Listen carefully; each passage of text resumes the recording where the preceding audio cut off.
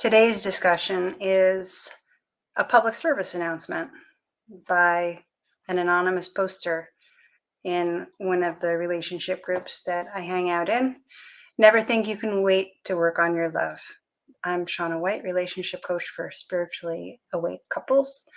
And I want to share with you from this person's experience because it's really important that we take time regularly to stop and reflect on how things are going with our relationship, because it's just so easy to feel like we can be busy and other things are important. Like, our partner is there and we can get lost in this idea that uh, this kind of malaise that the relationship is there over time. It's a generalization in our own mind. And we're taking our partner for granted. We're taking the relationship for granted. We're taking love connection for granted instead of really looking at it moment by moment, or taking time to step back and evaluate how things are going compared to our vision of the most beautiful thing that's possible. And are we showing up at our best? So here's from Mr. Anonymous. His English is a little creative. Never thought it would come to this and thought we can work on it. Been disconnected for a bit, intimate wise, and I don't listen well.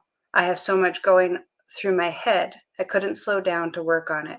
It's been 11 years. Yes, I finally realized I have some hang up that has put into factor of what I have done, creating bad habits and thoughts in his own mind, making some sort of bad spot I put myself in communication wise. I need to work on a lot. And I never made the time because I play every other role, holding myself back from my hang-ups, not working on me and the relationship. He says, never wait to work on it and get out of tunnel vision. To say the least, she has been talking to someone else before calling it off. I don't know if that's someone else's therapist or coach or another man, I don't know. She called it off and used an excuse of an issue that I did not realize. But I do now. I'm just working on myself to be better. That's all he can do. I'm trying to heal and also just come down to healing points. I got to do me. She called it off. We are separating. She was my best friend turned wife. Now I am just nothing to her. It hurts. But it seems time for me to grow and get a backbone. High school sweetheart is tough. Had goals, but never think you can wait to work on your love. It's really important, and it's so easy for our relationships to get lost in the sauce. This is my shower head. Anyway, whatever. Yeah. So, even for me, I have a lot of things going on, and my sweetheart has a lot of things going on, and we both really want to support each other. But from that supportiveness, we can sometimes let a lot of time go by before we really deeply connect and feel the fire and the juice of our love.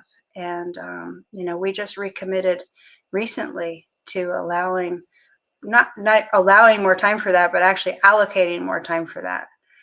And it has been wonderful. It's been really, my heart feels so full from the joy of our connection. And it adds a lot to my life.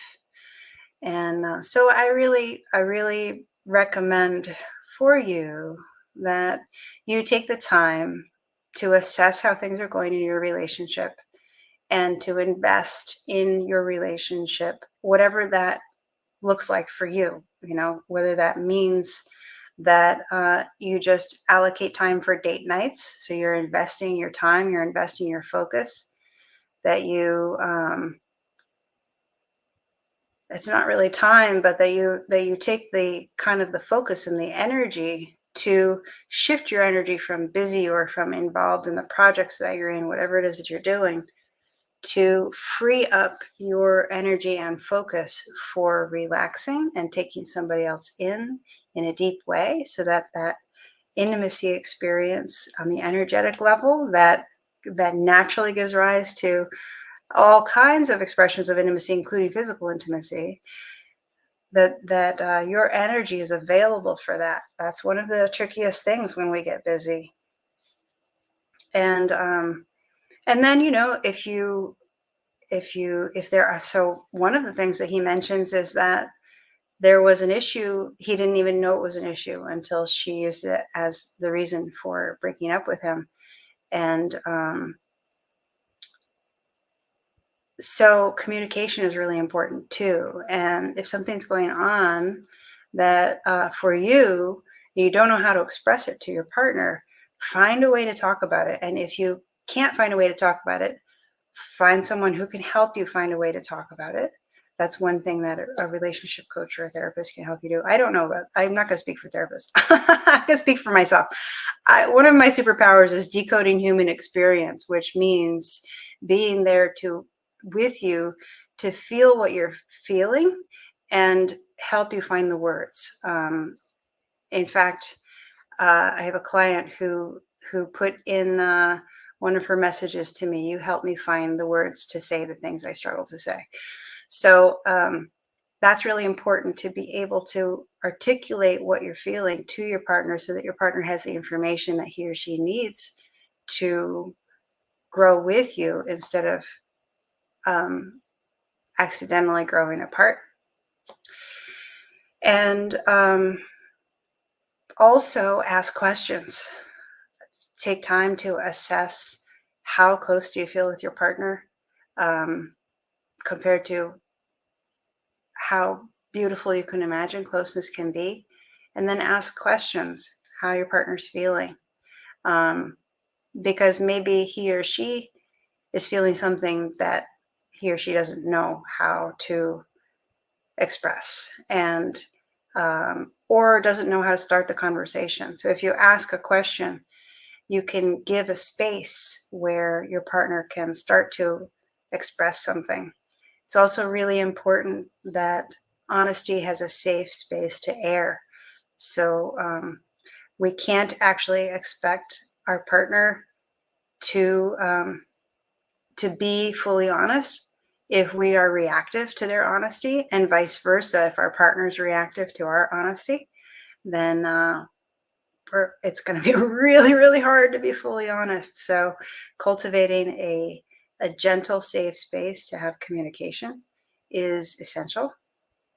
And if you need help with any of that, I can support you. So yeah, so invest in your relationship, whatever that looks like for you, to really let your relationship and your love flower, and don't wait. Because if you continue to wait, someday it will be too late.